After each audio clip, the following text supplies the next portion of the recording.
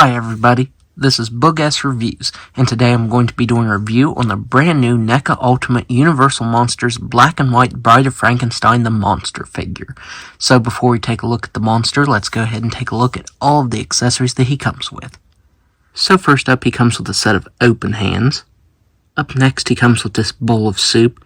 It's pretty plain, but it still looks pretty good nonetheless. Up next, he comes with an alternate left hand for holding the mug of wine and the mug of wine.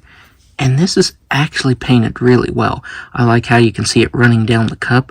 And if you look in there, they actually sculpted little bubbles down in it. So that looks really good. Up next, he comes with an alternate right accessory holding hand and the loaf of bread. And the bread is textured really well. It's cast in white and has gray painted over top of it. And I love how they sculpted the bite that he takes out of it. That looks really good. The grip on this isn't too tight. I definitely wish it would have been a little bit tighter. It does stay for the most part, but when you're posing it around, or if you pose it around too much, it will fall out of his hand. Up next, he comes with this alternate right hand that's holding the smoke, and this is cast to the hand, or maybe it's a separate piece that's glued to it, but you don't have to worry about it dropping out of his hand or anything because of that. And that's actually sculpted really well. It's got some nice texturing to it.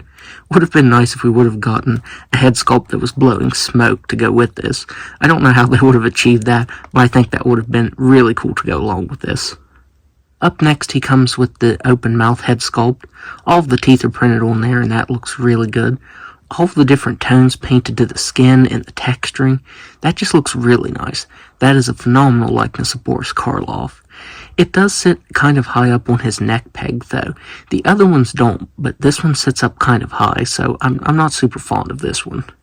And finally, he comes with this smiling head sculpt, and again, it looks phenomenal. It's actually kind of a bittersweet head sculpt if you've seen the film. But yeah, Neca did a very awesome job on all of these head sculpts. So now, let's go ahead and take a closer look at the standard head sculpt. So taking a look at the standard head sculpt, Neca did such an awesome job at sculpting this. The likeness to Boris Karloff is fantastic. And it has some really awesome paint variation over top of it as well. It's like a dark gray variation over top of the face. And it brings the details out very nicely, like all of the textures and everything. It is just a great likeness. And the hair is also painted really well. The way the skin tone fades into the hair looks really good. The way they did it was they left the head cast in the gray color and then brushed the black over top of it, so it looks like there's variation in it, but it's actually just the way they painted it. But man, they painted that really well. That is a very awesome likeness of him. And you can see this scar that runs along the jawline right here. And one thing that I think is really cool is they actually sculpted and painted it right here on the neck joint as well. If you have the head on, you're really not going to see it that much. But I do appreciate Neca going the extra mile in painting and sculpting that on there. You also get some continued really awesome texturing on the neck there that's brought out by that really nice wash. That looks really good. This time the monster's design is a little bit different. You can see that his suit is disheveled, and that looks really good. The way the collar's torn right here, and so is the pocket. The texturing is done so well, and it has this gray variation over top of it that brings the texturing out. That looks really good. As far as I can tell, the torso and the legs are a straight up reuse from the previous Frankenstein figure, which doesn't bother me. I think that makes sense. And of course we get new arms sculpted because of the tears here. I do think the paint on the right arm where the suit is ripped could have been painted a lot better. It's painted for some reason in a glossy white color, and a lot of the paint is chipped off. Whenever I opened it, a bunch of the paint was already chipped off, and as I posed it around, more has chipped off. So you see this dark gray color coming out from underneath. Not sure why they painted such a glossy color. You can see that the lighting, it's reflecting it really bad. The rest of the figure is a matte finish, which is what I think this should have been. But yeah, it's actually a glossy white color. Even the hands and the arms are textured really nicely. The scarring right here and the veins, as well as the wash over top of the wrinkles in his fingers, and even the painted fingernails, that looks really good. I will say this joint is really awkward though, because if you turn it, then it looks like that. So yeah, I honestly don't think this needed articulation right here.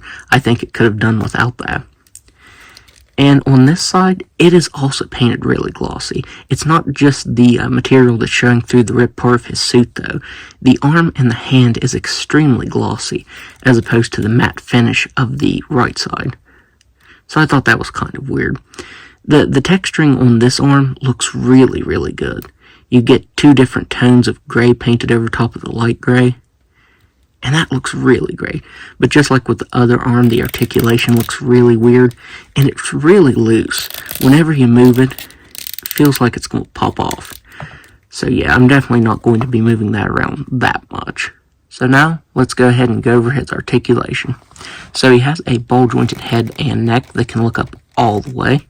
He can look down all the way. He can move his head side to side a little bit.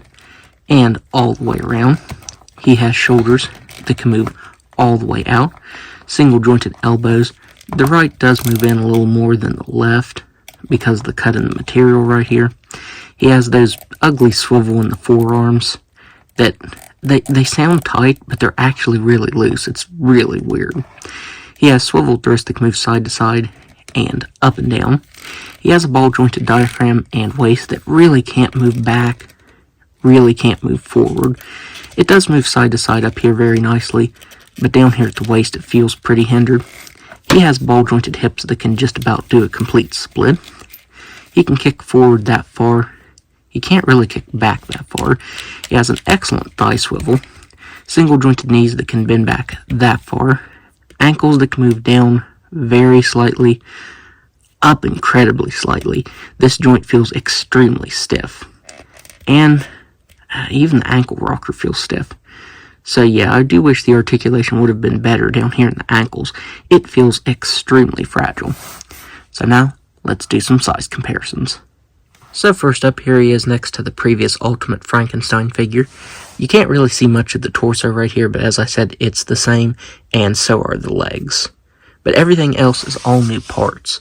And this new one is actually a little bit taller because the neck is also new, as far as I can tell. The textures on the old one on the neck are very faint, and they're very prominent on the new one. So I believe even the neck is a brand new part on this new Frankenstein.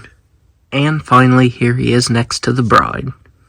So overall, I would highly recommend picking this up because Neca did a phenomenal job on this. Yet another amazing Universal monster figure. I think this might be the same mold as the one that's in the pack with the chair, but that version was a color one. The only way you can actually get the single version is the black and white version. Typically, I don't get the black and white versions. I know the movies are in black and white, but for the figures, I prefer color. But yeah, the only way you can actually get this version of Frankenstein in a single release is this black and white version. But I'd still recommend picking it up because Neca did a fantastic job on it. I'm really happy to have it. So, that's my review. If you like this review, be sure to hit the like button and subscribe to my channel. Thanks for watching.